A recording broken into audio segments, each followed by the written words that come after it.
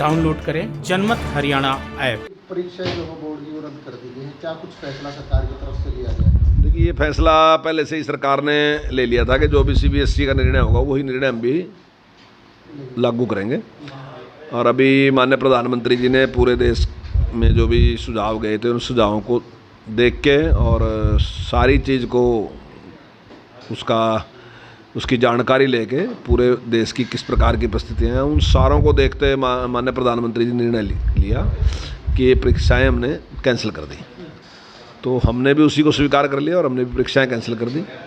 और अब जो बच्चों का रिजल्ट होगा वो इंटरनल असेसमेंट पे होगा, उसी प्रकार से जैसे 10वीं का काम करने जा रहे हैं उसी प्रकार से हम 12वीं का भी जो है वो इंटरनल असेसमेंट पे हम उनका जो रिजल्ट है वो डिक्लेयर करेंगे।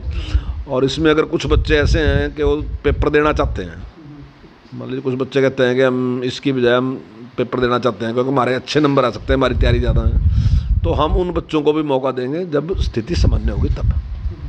सर,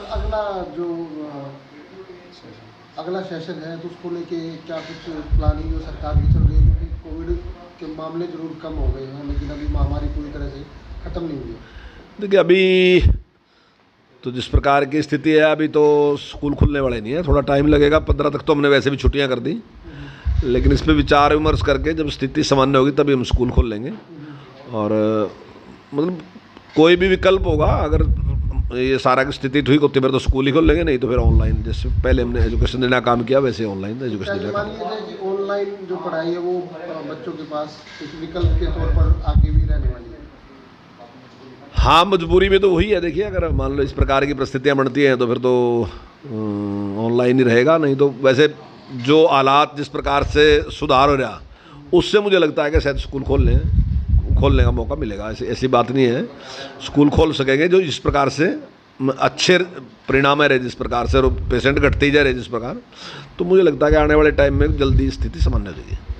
सर, नेताओं का विरोध जो किसानों के द्वारा बार बार किया जा रहा है, देवेंद्र भूमि टोहाना से एमएलए है, उनका विरोध देखने को मिला 2 दिन पहले टोहाना में। क्या देखिए, बिल्कुल गलत है ये तरीका।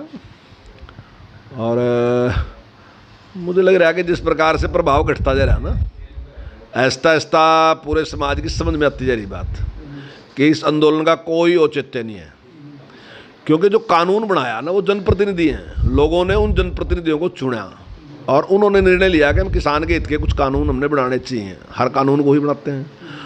तो 2001 में जब अटल बिहारी वाजपेयी जी की सरकार थी तब ये निर्णय लिया कि इस प्रकार का कुछ किसानों के लिए हमने अच्छा करना चाहिए, कुछ नियम में सुधार करना चाहिए। और उसके बाद फिर कांग्रेस की सरकार आई, 10 साल तक वो सरकार रही, वो भी लोगों ने चुन के भेजी, पहले भी चुन के भेजी जिसने निर्णय लिया, दूसरी भी चुन के भेजी लोगों ने, और उसने भी उस पर चर्चा कराई। जहाँ केंद्र ने उस पर विचार विमर्श किया, उसके बाद स्टेटों ने भी उसके ऊपर विचार विमर्श किया। केंद्र ने और स्टेट ने दोनों ने विचार विमर्श करके एक विचार किया कि ये कानून जो है किसान के हित के हैं। और अब लोगों ने जो सरकार चुनी वो नरेंद्र मोदी जी की सरकार चुनी, तो नरेंद्र मोदी जी की सरकार ने उसको इम्प्लीमेंट करने के लिए वो 3 बिल ले गए, ये तीनों जो थे वो कानून बनाए। अब जो लोग विरोध कर रहे इनमें से भी कुछ लोग जनता के बीच में गए और उन्होंने भी कहा कि भाई हम आपके लिए अच्छा कर सकते हैं, लेकिन जब वो जनता के बीच में गए तो उनमें दोनों को किसी को भी 1% से ज़्यादा वोट नहीं मिली। गुरनाम सिंह चुड़ौनी जी को 1300 कुछ वोट मिली, जबकि टोटल वोट मेरे ख्याल से कम 1.5 लाख के आसपास है, पड़ी जो डली होगी। और राकेश टिकैत जी है, उन्होंने चुनाव लड़ा एमपी का, उनको 9400 कुछ वोट मिले, जो टोटल वोट है वो लगभग 12 लाख के आसपास रहा होगा। तो दोनों को भी 1% से वोट किसी को मिले नहीं। तो जिन लोगों ने कानून बनाया उनके प्रति जनता ने विश्वास व्यक्त किया कि हमारा विश्वास आपके प्रति है, आप हमारे बारे में निर्णय लो। अब निर्णय ये कह रहे कि हम लेंगे, तो मैं ये कहता हूँ कि कोई भी कानून बन गया अगर आपको लग रहा है कि वो गलत है, हित में नहीं है, तो चेंज भी किया जा सकता है, उसको दोबारा उसके बारे में विचार किया जा सकता है। तो मेरा निवेदन है कि अगली बार आप चुनाव लड़ो तो ऐसा तो है नहीं ये कानून एकदम ही कुछ कर देगा। 1.5 साल के लिए तो वैसे ही कोर्ट ने उसके ऊपर रोक लगा दी। अगला चुनाव चुड़ौनी साहब लड़ लेंगे, राकेश टिकैत जी लड़ लेंगे, इनके और आदमी हैं वो भी चुनाव लड़ लेंगे। अगली बार ये अपनी सेंटर में गवर्नमेंट बना लियो और उसके बाद निर्णय ले लीजिए, कोई लेंगे तो। लेकिन जो तरीका इन्होंने अपना रखा वो बेहद खतरनाक तरीका है। जो प्रजातंत्र है ना जी, उसमें संवाद है सब कुछ। मतलब अगर आप कोई भी बात उठाते हैं तो उसके लिए संवाद करना है। मतलब आपको लगता है कि गलत है तो आप जनता के पास जाइए ना, जनता को बताओ कि भाई इन्होंने गलत कर दिया। विपक्ष को अगर गलत लगता है तो विपक्ष भी जनता के पास जाएगा, कि गलत कर दिया।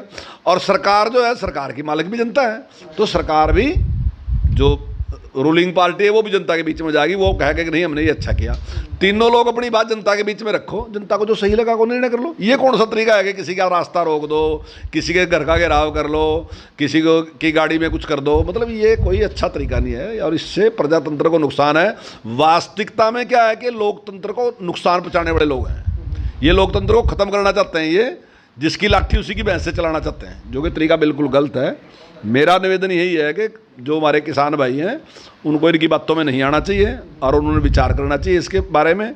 ये बिल्कुल उनको गुमराह करने वाले कुछ लोग हैं और किसान भाइयों को अपनी उस पर एक तो विचार करना चाहिए कि कानून अभी तक ये एक बात कह रहे थे कि जो डायरेक्ट पेमेंट है उसका नुकसान होगा, तो डायरेक्ट पेमेंट तो कर दिए पिछली बार ना, अब आप किसानों से पूछ लो नुकसान है कि नहीं है। और जिस प्रकार से गुमराह कर रहे, ये तो ये कह रहे थे कोरोना तो नरेंद्र मोदी जी ने बना दिया, तो सारी दुनिया में कोरोना फैल रहा तो उससे पता चल जाएगा। जब ये कह रहे थे कि वैक्सीन ना लगवाओ, वैक्सीन तो आदमी को नुकसान कर देगी, अब आज वैक्सीन लगवाने लग रहे नहीं लगवाने, तो इस सारे से पता चलता है कि लोगों को गुमराह करने का काम कर रहे। अभी रोहतक के पास 65 लोग कोरोना की वजह से मर गए। अब जब इनके पास कोई जवाब नहीं आया तो इन्होंने कहना शुरू कर दिया कि G5 की वजह से मरे। तो G5 की वजह G7 पूरी दुनिया में चलने लग रहा, जो तरक्की वाले देश हैं, जो विकसित राष्ट्र हैं, वहाँ तो G7 चल रहा नहीं, वहाँ तो 7G चल रहा, हम तो 5G पे हैं अभी, और ये कह रहे 5G की वजह से लोग मर गए। तो जिस प्रकार से गुमराह कर रहे, जीवन में हम देख रहे हैं कि जीवन के हर क्षेत्र में गुमराह करने का प्रयास कर रहे, तो क्या इस क्षेत्र में आप मान लोगे ये सही है? ये यहाँ भी इसी प्रकार से किसानों को गुमराह कर रहे। आपके चैनल के माध्यम से मैं अपने किसान भाइयों से निवेदन करूंगा कि वो रुकें और विचार करें। ये लोग इनके अपने स्वार्थ हैं उसके लिए करते हैं। तो किसान नेताओं का आपको लगता है कि इनका राजनीतिक मकसद है, उसको पूरा करना चाहते हो, किसान आंदोलन एक बहाना? नहीं, बिल्कुल, मैं तो चैलेंज कर रहा हूँ आपके चैनल उसके माध्यम से। इनको आना चाहिए राजनीति में 100%, अगर इनकी बात में कोई दम है, क्योंकि सबसे ज़्यादा वोट तो किसान का है ना।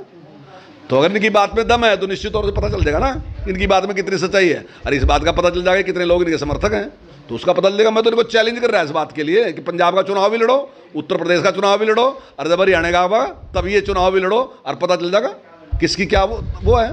तो मैं तो चाहता हूँ कि बिल्कुल इस तरीके से ना जनता के बीच में जाना चाहिए, और मालिक जनता है। इस प्रकार का व्यवहार जो है ये जो करने लग रहे हैं कि जिसकी लाठी उसी की भैंस वाला, ये बिल्कुल गलत है व्यवहार कि किसी को घेर लो, किसी के घर पे घेर लो, किसी को बोलने न दो, ये प्रजातंत्र के खिलाफ है, किसी को भी ऐसा करना चाहिए।